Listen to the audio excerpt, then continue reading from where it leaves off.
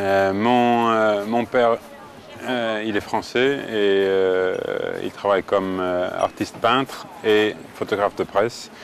Ma mère, elle travaille à l'hôpital, suédoise. Alors, j'ai pas vraiment de... J'ai pas la restauration dans le sang. Le premier souvenir lié à la cuisine, c'est de ma grand-mère.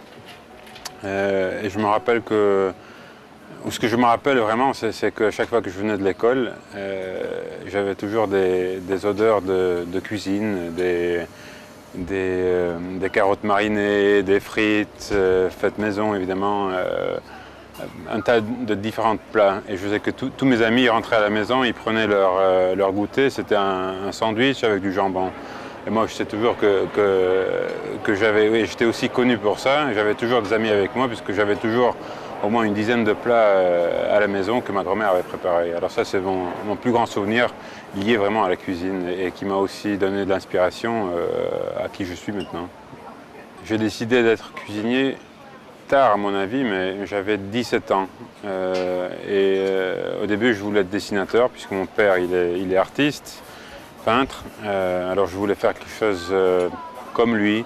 Je croyais aussi que j'avais quelque chose d'artistique dans mon sang et j'espérais aussi que je l'avais. Alors je voulais tenter un peu ce milieu artistique, illustrateur, faire des choses comme ça.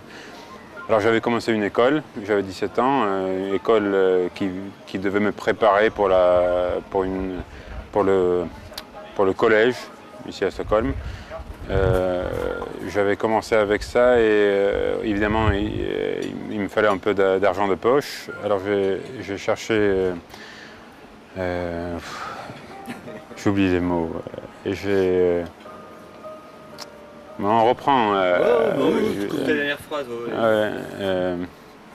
J'avais cherché pour faire de l'extra à un restaurant qui s'appelait Edsbacka Krog. J'avais 17 ans et ils m'ont dit oui. Alors j'ai commencé et j'ai fini par travailler 5 jours par semaine. J'étais au garde-manger, j'ai fait le dessert, j'ai fait les entrées et vraiment ça m'a plu. J'ai trouvé que je me sentais à l'aise dans le milieu de la cuisine. Au niveau artistique, j'ai pu préparer des assiettes avec des sauces et dans ce temps-là, les années 80, il y avait beaucoup de décorations sur les plats, alors ça me plaisait vraiment beaucoup plus que de dessiner. Et un an après, Edsbacka Krog a reçu sa première étoile. Et je me rappelle que c'est moi qui ai reçu le guide Michelin, puisque je parlais le français, alors je les ai guidés un peu dans la cuisine, en salle, pour leur faire voir, pour leur expliquer un peu ce que Edsbacka était. Et finalement, bon, j'ai quitté l'école qui devait me préparer comme illustrateur et j'ai changé d'école pour l'école hôtelière. Et j'ai passé 2 ans à l'école hôtelière et en même temps, j'ai travaillé en plein temps à Edsbacka Krog pendant 2 ans. Et c'est ça qui m'a fait choisir ma route, qui m'a emmené où je suis maintenant. Ensuite, il y a eu d'autres...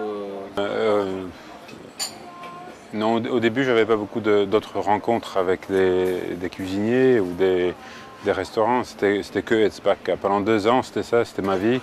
Mais bon, j'étais à l'école, je faisais de la pratique dans d'autres restaurants mais ça, c'était plutôt pendant 2 semaines ou 1 mois, comme des stages.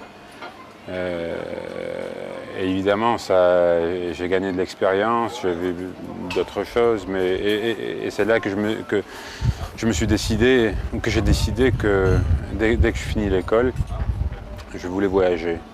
Et c'est ce que j'ai fait à l'âge de 18 ans, 19 ans.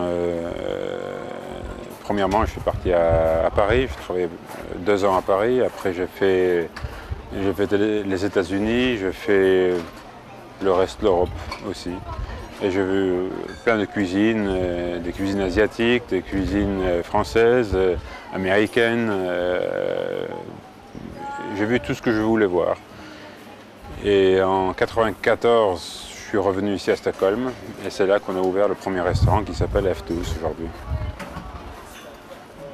après toutes mes années de voyage, il n'y a rien vraiment qui m'a marqué spécifique. C'est plutôt l'ensemble qui m'a marqué et qui m'a fait ce que je suis aujourd'hui. Et qui m'a aussi formé, je veux dire, qui a formé ma cuisine personnelle que j'ai aujourd'hui. Mais quelque chose que je me rappelle comme un bon souvenir, et que encore maintenant, je l'ai beaucoup avec moi, c'est la façon de cuisiner avec les épices. Et je me rappelle, et ça c'est plusieurs chefs, mais la cuisine vraiment épicée avec des épices marocaines que j'ai trouvé beaucoup en France quand j'étais à Paris, m'a beaucoup marqué et que j'aime beaucoup. Et c'est ce que je fais aussi aujourd'hui dans certains restaurants, pas dans toutes. F12 c'était le premier restaurant et ça c'est en 94. Et en 97, on a reçu notre première étoile, un guide Michelin. Et en 99, on a ouvert Restaurangen, le restaurant. Et après, ça a commencé à accélérer. On a ouvert un restaurant qui s'appelle Grill. Et chaque restaurant qu'on a ouvert a un concept différent. Milieu, concept, cuisine, qui est complètement différente et qui ne ressemble pas du tout à quelque chose d'autre. Et puisque bon, moi et mon associé Melker, on vit à Stockholm, on connaît Stockholm par cœur et on sait aussi ce qui manque à Stockholm. C'est pour ça que chaque restaurant qu'on ouvre, c'est quelque chose qui nous manque. On voudrait avoir un endroit comme ça pour y aller. Et c'est comme ça qu'on voit sur chaque restaurant qu'on ouvre. Aujourd'hui, on vient d'ouvrir le 8e, qui est le Villa Gotham à Djurgården, l'île royale à Stockholm. Et ça, c'est le seul restaurant vraiment qu'on peut tituler comme un restaurant suédois. Les autres restaurants, c'est français, c'est international, et c'est moderne. Mais ce restaurant, c'est vraiment un classique. Et ça a été un classique depuis 1886. Et là maintenant on a retapé la maison complètement et on l'a agrandi, on a fait un jardin énorme et c'est vraiment une sensation d'être ici. Il faut que je le dise parce que je suis là. F12 c'est le début, c'est le bébé, c'est l'amour, c'est là où on a commencé et ça va toujours être notre flagship.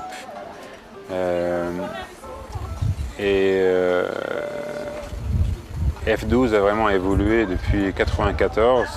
C'était plutôt un restaurant de quartier, mais avec une cuisine très explosive en saveur, en visuel aussi. C'était en hauteur, tout était en hauteur. C'était la mode. Ce que nous on a fait, c'est qu'on a pris les influences américaines. Dans ce temps-là, fin 80, au début 90, c'était vraiment les influences américaines avec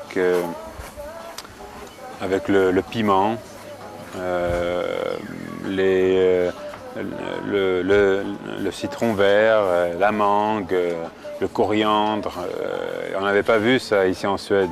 C'était complètement... tout le monde était choqué que quelque chose pouvait avoir autant de goût. Parce que la cuisine traditionnelle suédoise, elle est vraiment... elle n'est pas si savoureuse comme la cuisine mexicaine ou américaine. Et c'est là qu'on a commencé, mais si on voit aujourd'hui ce que F12 est devenu, aujourd'hui c'est une cuisine très raffinée, très élégant. On est étoilé avec une étoile et on travaille dur pour la deuxième. Et ça marque quand même le niveau où on est aujourd'hui. C'est très ambitieux, mais encore, on ne veut pas être prétentieux, on veut être une cuisine et un restaurant très relax et pas trop stiff, comme on dit en anglais.